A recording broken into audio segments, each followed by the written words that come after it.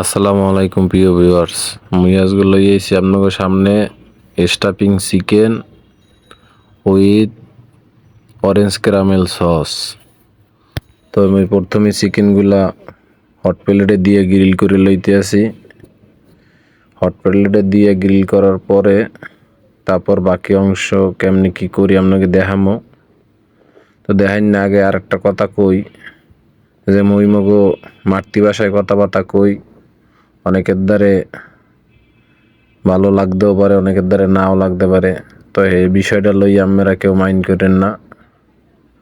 মাতৃভাষায় কথা কইতে নিজের দ্বারা একটু ভালোই লাগে, নিজের মন খুললে কথাবার্তা কওয়া যায়। তাই যে যেখানে হগলে যে যেখানে আছেন সেখানে সবাই সবার মাতৃভাষায় কথা কইতে চেষ্টা করবেন, নিজের মধ্যে একটা তৃপ্তি পাইবেন। তো যাই হোক, কথাটা হইছে যে এরপরে চিকেনগুলা গিলিল করে হেলাইছে মই, সুন্দর একটা বাদামি কালার আইছে। আর মুই হট প্লেট দিয়া চিকেনগুলো উড়াই হেলাইছে। যদিও এগুলা ভিতরে আগে থাকতে স্টাফিং করছি, এগুলো আপনাকে দেখাইতে পারি না।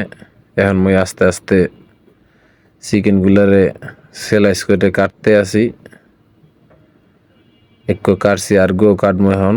এই যে এগো কাটতে আসি, কাটার পরে সুন্দর করে এটারে অরেঞ্জ ক্যারামেল সস দিমু, হ্যাঁ আপনাকে দেখামো।